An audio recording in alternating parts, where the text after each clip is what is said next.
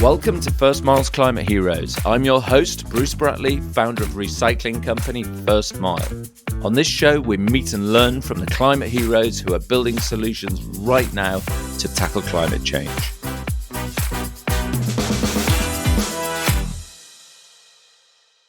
As consumers, we're increasingly being targeted to spend our money on green services and green products, change our lifestyles, behave in a particular way, all in the name of saving the planet. Some of us have embraced this, but many others find it a challenge and often feel they want to do something, but feel very anxious about climate change. And today's guest, Georgina Wilson-Powell, is trying to make sense of our complex eco-world. And she's written 3 books on the subject, one on green travel, the second on green products. And in her newest book, she gives us 365 ways to save the planet by forming new green habits. Welcome to First Mile's Climate Heroes. Georgina, great to have you on the show. Thanks so much for having me. So, why do we need all these books? Everyone knows climate is a problem. Why do we need all the books, and what's the environmental problem you're trying to address with them? Gosh, big question to start. I think why books are important is that there's a lot of eco-anxiety out there. There's a lot of overwhelm out there. And for all of our good intentions, Googling and searching for answers, we can come up with 50 million different replies and 50 million different answers. And I think sometimes it's easier just to have a concise amount of information in a book that you can refer back to, that someone's done the hard work for you, someone's curated the answers, someone's sort of sifted through all the research as well and the data, which can also be overwhelming for a lot of people. And it's just there, and you can turn to it and, decide to act on it or think about it. So it's trying to cut down that time for people, because I think one of the big problems, as you mentioned, as consumers, is we are bombarded with information. We have very little time. Money is an issue, time is an issue. So trying to combat all of that with some hints and hacks and tips for people just to get started and feel like they're on their way, I think is a good thing.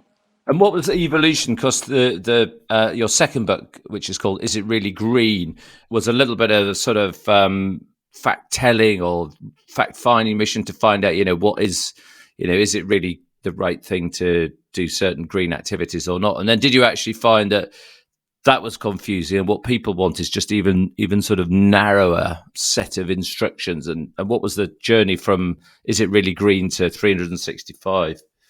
So the first one was very much a question and answer kind of book. So is it really green, or is it more green to use a dishwasher or do the washing up, for example?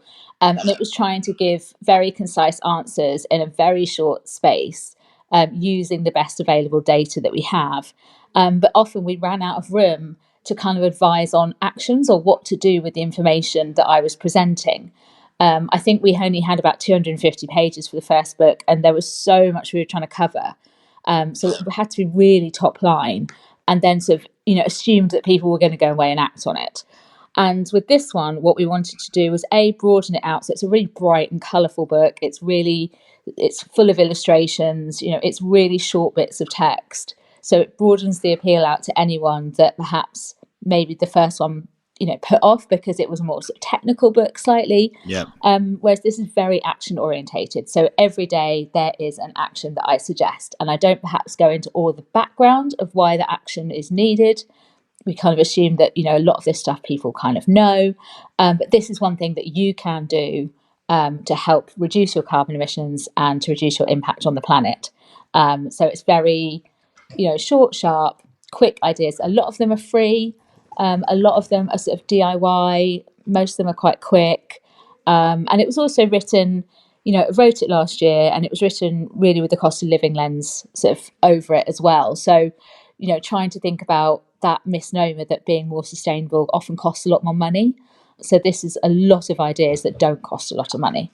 And it's brilliant. You've very kindly sent me over the pre-release, and we'll come on to the release date in a second, copy. And just scrolling through it, there's some great ones in there. Number 20, resist refilling the paddling pool. It looks a good fun read as well. Yeah, I mean, some of them are quite lighthearted. It's not asking you to change like every single thing that you do all in one go. And a lot of the actions are things that we can do really easily in our day-to-day life anyway. It's just looking at them and going, well, that has a climate impact. A lot of these actions as well have a saving money impact. So it might be that we're doing them already, using up more of our leftovers, doing more meal planning, all these kind of things. Well, they help the planet as well. So you can kind of tick them off as you go along. And there's some controversial ones in here as well. I mean, I've just gone to number 34, stop buying bags for life. So what's the story there? This is going to be a great podcast. So Bags for Life, they have a great intention, right? The idea is that we buy one and then we reuse it and we never have another bag ever again. But we're all guilty of having about 25 bags for life under our sink, and we don't use them in the way that they were perhaps intended. They also contain 12 times as much plastic as a single-use plastic bag. So while they last longer, they use more resources. So ideally, stop taking them at the checkout is kind of, that's the action. Yeah, because I mean, I've got a cupboard full of them, and it's like you always kick yourself when you forget to take one with you, really, and it's that sort of habit forming thing. Yeah, I mean, quite a few of the books sort of suggestions are sort of reminders, and like just to kind of like, there's a big difference between our goodwill and our good intentions, and then what we actually do at home. So it's just trying to nudge people towards, thinking about what we do and being a bit more conscious. And what's in 365 ways to save the planet? Is there a particular genre of sort of eco action that's your favourite or your least favourite, or is there? I'm sort of going to say what's your favourite action in the book, but that might be too narrow. Do you know what? I love anything that has a double purpose, and time saving. So a lot of the ones that are DIY or save money, I think are great green hacks as well, because everyone can do them and can do them for different reasons, and it has the same outcome. Whether you're turning your heating down because you need to save money, or whether you're turning your heating down because you want to reduce your impact on the planet, the outcome is the same. The outcome is still better for the planet. So a lot of those ones I really like. And also there's quite a lot in the book around reaching out to your community, not reusing libraries if we're not using those, and joining community gardens, and starting sort of groups to take action with other people so that we don't feel so isolated and alone. And I think those ones are really important to include, because we can feel very overwhelmed and alone in all of this. So I think finding your tribe in different ways, they're ones that make me really happy. Yeah, I mean, I'm just scrolling through now. It's just brilliant. I mean, it's got everything from reorganizing your pension, which sounds quite daunting, but just to putting a lid on a pan. It's superb. So I need to ask, what does it say about recycling? Should we be doing this or not? What's the view on recycling? I don't think anyone's view is let's not recycle. That seems a bit going backwards. But very much my view is that recycling is the last line of defence. Really, we need to be reusing and reducing first, and then recycling is sort of catching what we can't, and in those sort of other two areas, because we all know that recycling is a patchy system. Unfortunately, there isn't a national recycling scheme in the UK. It's determined by your local council. We don't have much transparency on where that recycling goes, and there's been quite a lot of sort of investigations sort of uncovering less than ideal situations. So I think for me, recycling isn't. It's a bit passé, if that makes sense. Yeah, it's definitely end of pipe option for dealing with things. So, I mean, people think I'm mad for suggesting people should reduce their waste since we get paid to take it away. But actually, my view is there's so much of the stuff, we're not going to run out anytime soon of things to do. So no, and again, we have the best of intentions, but I think there was a study a couple of years ago saying that half the British households don't actually recycle the plastic that's in their bathroom, even if they recycle plastic that's in their kitchen. So we have these sort of massive blind spots, and I think just reducing our consumption of resources is the biggest one for us to tackle. And is there a sort of a league table in the new book that sort of gives you, if you were going to do three things first that have got the biggest environmental impact, or are you just sort of trying to get everybody to think about something different each day? So we thought about it, and we thought about sort of starting it in January and sort of taking you through the year. But then if people buy the book halfway through the year, they might feel like they've got a lot to catch up on, kind of thing. So it's literally 365 ideas in no particular order. You can start in the middle, you can work your way through, you can pick and choose. But each idea has an impact index with it. So that shows you, if lots of people did made this change, what that would add up to, and also your personal sort of contribution. So, if you swap to a more sustainable coffee brand, for instance, you're going to save 200 grams of carbon per cup. So you can immediately see, like, oh, that has an impact. I'm going to go for that one. Yeah, absolutely. Yeah, and it's fantastic. And then is it really green? What was the hardest when you were researching? Well, both the books when you were researching them. What was the hardest question to answer in terms of, should we actually be doing this? Is it really green? Because quite a lot of the answers to sort of the environmental impact of goods and services is, quite often around the context. And have you just left some things out because they're too controversial and too personal or area specific to get right? I don't think we left anything out, but I think what's difficult about any of these books is trying to find a solution that's quick and easy, that works for everybody. And I think, one thing I think we have to sort of acknowledge in this area is that there are going to be different solutions for different people, and every household or every individual is going to have a different carbon footprint made up of different things. If someone has children, if they fly a lot to see family, if they don't have a car, all of our emissions are caused in a slightly different way. So I think we have to be a bit careful about saying, wagging our finger and sort of saying the same solutions have to apply for every single person. So I think it's about giving people, a broad range of solutions that they can tap into, the ones that are most applicable for them. Yeah, and I think that, the finger wagging is an interesting one, because there's often quite a lot of people saying, well, you shouldn't fly and you need to do this. And there's actually, I think what the book does really nice is it says there's so many things to go at. We've got so much work to do to reduce our impact on the planet that you can start anywhere you like. Absolutely. And I think some people start with the things that make them the most angry or the most frustrated. Yeah. Other people start at whatever they do the most. So a few years ago, I stopped buying fast fashion. So I only buy secondhand or from ethical brands, and I've kept it up since then. But that to me was a really good way in, because I knew I didn't want to shop from the high street or from sort of the lower end of online retailers anymore. And that was something that I've worked on over the last few years, and that was a really big area for me. But for other people, it might be easier to start in the kitchen. And I also think, so with Is It Really Green as well, when we first wrote it, it was pre-pandemic, so a lot of it had to be rewritten in the sort of first lockdown, when we were trying to figure out, are people ever going to go back to the office? Are people ever going to travel again? So yeah, that was quite stressful with the first book. Yeah, I can absolutely imagine that. So, Georgia, what's your journey to writing books around how we can all individually address climate change, which is a brilliantly worthy thing to be doing? How did you become a climate hero? I'm not sure I'm a climate hero, but that's very kind.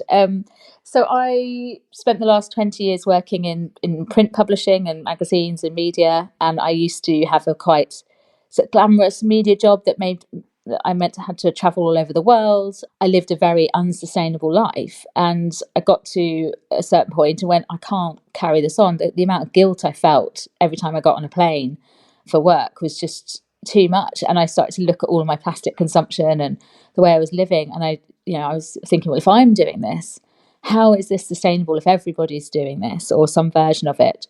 So I actually launched a sustainable living magazine called Pebble in 2016, which sadly closed last year. But for 5 years, I've been writing features and articles about sort of every aspect of the sustainability world. And it's been my absolute privilege to come across so many different companies and innovations that are trying to change things for the better. But it's given me a really broad understanding of where we are in lots of different industries, access to a lot of data, and just being able to take that sort of very broad scope that consumers really want. I think a lot of people working in sustainability have their expertise in different industries, which is absolutely right. But my expertise is really sort of transforming all of that into ways that is easier for the consumer to understand. And that's really my passion. It's championing how we make it easier for individuals to tackle all of this. Surely that's a good area to be in. And you've sort of focused in on the goods and services within the home. And do you think that's sort of an area that's going to have a significant impact over time?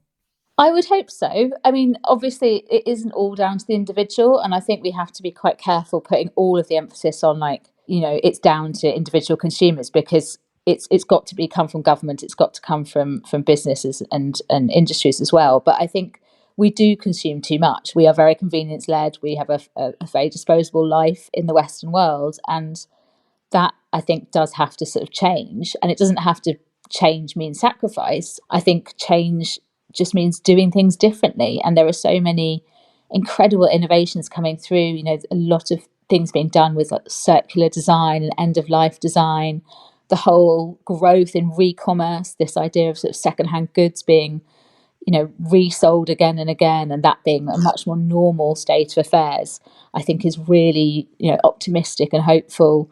So I think how we consume is changing, but as we all know, we need to do more and do it more quickly.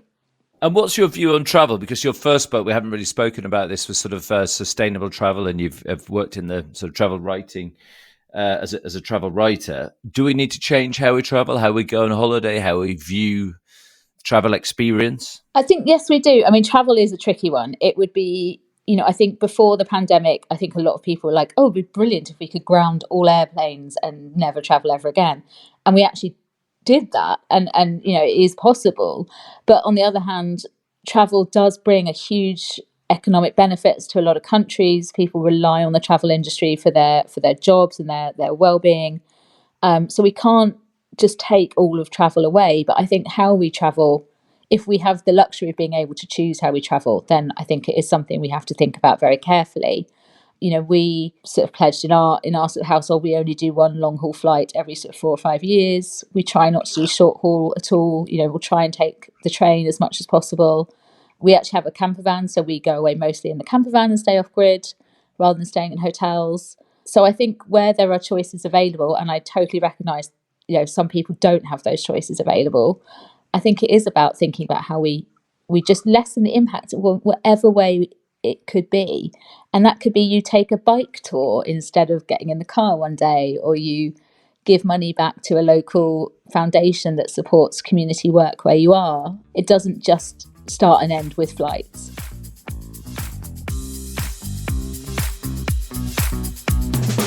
First Mile is the UK's leading waste management service. We help over 30,000 businesses reduce their carbon impact with our award-winning range of recycling solutions. Go to our website, which is thefirstmile.co.uk, to get started today. If you're enjoying this episode, don't forget to subscribe. We have brand new episodes every Wednesday. So we talked a lot about people, behaviour, habits. Do you talk in the books about the role of protest, Extinction Rebellion, Insulate Britain, Stop Oil? Are you getting people to sort of actively involve around it? You talked about the communities in protest and also around policy, and you've referenced already that we do need governments to change. And is there help for people to show them how they can perhaps become more active in democracy and getting governments to change policy? Definitely. Definitely. Yeah. In the new book, especially, there are quite a lot of actions that are, they're activism. I wouldn't say it's about becoming an activist, because I know some people find that sort of too much. But definitely, like, reiterating the importance of voting, writing to your MP, lobbying for change within your local councils. I would say it's sort of politics with a small p. It's very sort of issue-based actions, but also, as I mentioned, sort of getting involved in those communities in whatever way you feel suits you. So that could be recognising you have a role to play as an organiser. It could be that you could host someone who's coming to your town for a protest. It's not all about, gluing yourself to artwork and waving placards, although that is something that a lot of more people want to do. So I think it's about flagging up how important it is to play an active role in the climate emergency, no matter what role that is. Where's the public mood? Where's the readership mood around these issues? Because you referenced there that sometimes for some people activism is just a step too far. Are people sort of still quite passive, but they still want to make change? Are they feeling so anxious they daren't make change in case they make the wrong decision? I think people want a lot of reassurance, definitely. I think there's reassurance that what they're doing is right, even if we get told lots of different things are right, and sometimes they can't all be. I think there is anxiety over what to do for the best and what has the most impact. And I think there is anxiety as well over how little has changed on an industrial and political level. I think people are feeling very frustrated that a lot of protest is sort of falling on deaf ears still. So it's difficult, and I think that splits down by generation as well. The younger generations that I've had feedback from, want to take more action, be on the streets, more direct action. The older generation don't seem to want too much. But do you think we're going to break through, or do you think people are sort of retreating, back from they sort of, the perception is that being environmentally friendly is going to cost more, even it usually doesn't, but that may well be the perception. I think it's definitely a challenge, and I think unfortunately there are a lot. This word polycrisis or permacrisis keeps coming up, and people's attention is split, and quite rightly so. The cost of living crisis, obviously the war in Ukraine. In the UK, we're being talked about going into recession. I think people are worried in general, and still probably not feeling as resilient as they were, before the pandemic. So I think there's a lot of things competing for people's attention, which is a problem for the environmental world. Ideally, all eyes would be on COP. Lots of change would be happening. It would be the biggest thing on the news every day. We would all be heading in the same direction towards sort of net zero in 2030 or 2050.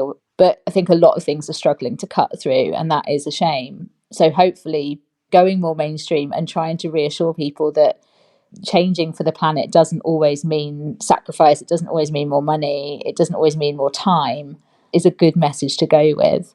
But it's frustrating and difficult.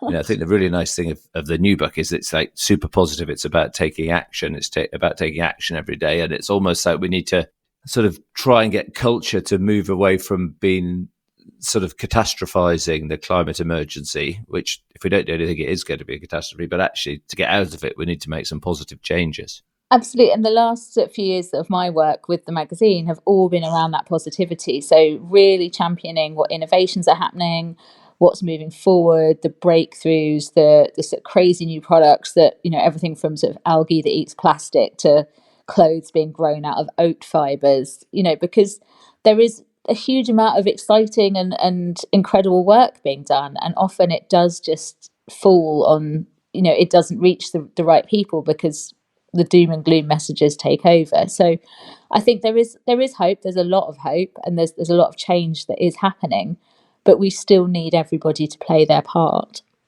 Yeah, and your knowledge, I mean, just there talking about fibers made out of oat is very, very broad on this, and you've sort of almost become the oracle of environmental change. And even as you talk, we can sort of tell the journalistic training coming through in terms of how you research. What's the weirdest thing that you've sort of discovered on your sort of climate education path? Now you put me on the spot. There's some kind of bacteria that eats plastic that people are developing. That looks really interesting. I find the whole mushroom industry that is mushrooming absolutely incredible. People are building sort of architecture out of mycelium and mushroom derived products and things. And I think we've only just sort of scratched the surface on what that can do for us. So things like that I think are absolutely incredible. Turning to the future, Georgina, what's success look like for you in the next, 2, 5, 10 years time? Oh my goodness. Well, I'd like the book to be quite successful in the short term. We're going to come back to the book. Yeah, great. At the moment, I'm obviously for the last 5 or 6 years, I've been very heavily involved in one business, and I'm now consulting on quite a few different businesses, helping people with their communications and working out what they want to be able to say about the climate emergency and what they're doing. So that's really exciting at the moment. I personally want to learn a lot more. As you said, we know so little about nature, and I've really got interested in sort of the benefits of sort of plant medicine and things like that. So that's something I'm starting to explore quite a lot. I would love to see the UK take a really leading light role in the move to net zero, and I think we have an opportunity there to just create a vision that everyone wants to be a part of. And I think this is part of the challenge of being in the climate world. We often tell people all the doom and gloom, but we don't give people an alternative vision of what the future could look like if we, moved away completely from fossil fuels, if we introduced more nature into our town planning, if we changed everything, what it could look like. And I think, if we did more work around that, I think that would be really positive. Georgia, I want to talk about the book so everyone can hear about it. What's it called and where can we find it? So it's called 365 Ways to Save the Planet. It's out on the 9th of March. It is in paperback and you can order it from all good bookshops. You can order it from bookshop.org, Hive, and of course you can get it on Amazon, but I do try and push people towards their local bookshop. And also it's on Audible. So if you want to hear me read it out, you can. Brilliant. Excellent. And you've already done the Audible recording. Yeah, that's in the Fantastic. bag. That's all done. Brilliant. Excellent. So you're going to regret this part of the show now, which we haven't rehearsed, but you sent me a PDF of the book saying confidential, don't broadcast it, but we are. We're just going to give the listeners a flavour of a few things in there. So if you give me a number somewhere between 1 and 365, and we'll see what it is. Okay, 171. 171. I'll be amazed if you remember what it is before we get there. 171 is, you can tell us a little bit about how you found out this fact. Set up a clothes swap. Okay. Yes. So trying to find lots of solutions for people not instead of buying new. So swapping clothes is a really great way of keeping clothes in circulation for longer. And if you keep them in circulation and not in the bin for an extra 9 months, then it saves 30% of the carbon emissions that was used in the manufacture. So just the simple act of swapping clothes with your friends and family is a brilliant one. Amazing. And you even got the percentage right. I am very impressed. Okay, next number. Okay, 63. Just picking numbers out the sky. Let's see. Switch your search engine. Oh, great one. So you can generate funds to plant one tree. Tell us about this. So obviously most people use Google to search, but actually you can use another platform called Ecosia. And what Ecosia do is all of the advertising revenue that they make from when we are online searching, they put into a fund and they plant trees with all of the profit. So I think they have planted like 6 or 7 million trees in the last few years. It has a huge impact, and all you have to do is install a browser extension on your computer. That's it. Brilliant. Absolutely fantastic. So I'm going to pick one last one. Here we go. Plant your own onions. 161, saving approximately 28% of an onion's carbon emissions. How does this work? So thinking about all the things that we eat every day, onions is one of those very staple foodstuffs, and generally they come, if you go into the supermarket, they come in that netting or they come in soft plastic, and actually they're really easy to grow. So while you might not be able to grow enough to see you through the whole year, having a go at growing your own, I think it's a nice thing to do. It saves on plastic. There's no food miles, obviously, because you've grown them on your windowsill or in your garden. And also just gives you a bit of an appreciation for how your food is grown in general. So last one, because I've just seen it and it's about recycling. Ball up your foil. I wish everybody did this. Yes. So what a lot of people don't realise is that when you throw away little bits of foil, it's too small to be recycled. It just slips through the net. So actually a really simple thing to do is just, as you use it over the month, ball it up into a ball that's the size of your hand, and then to put it in the recycling so that it cannot be missed. Brilliant. I think it's given the listeners a great taste of it. It's a brilliant book, actually. I've just sort of been flicking through it here on the PDF. 365 Ways to Save the Planet. Leave it in your kitchen, leave it around the house, and everyone can dip in and out and read it. Some great things in there. So thank you. Hopefully it is a huge success for you.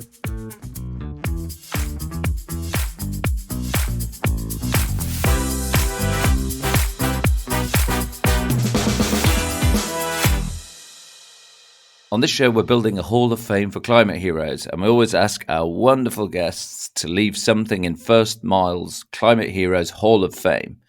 So, what or who would it be?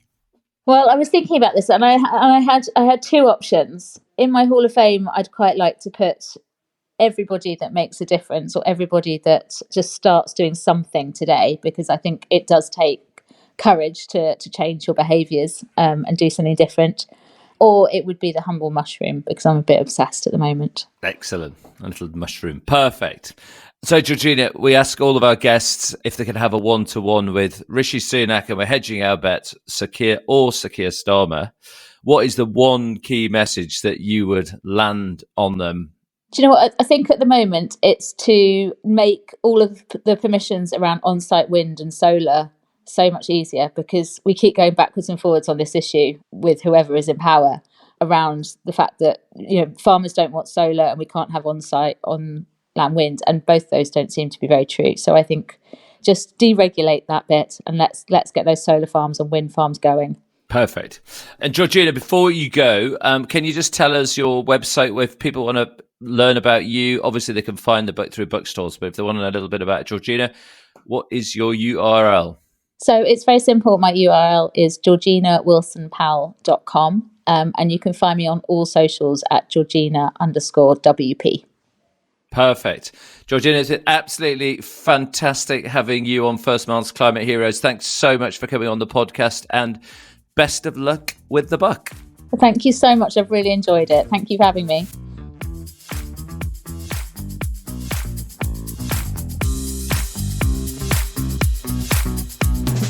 I'm Bruce Bratley, and you've been listening to First Miles Climate Heroes, where we meet incredible people making an impact to tackle climate change. If you've enjoyed this episode, leave us a review and subscribe to the show. We have brand new episodes every Wednesday.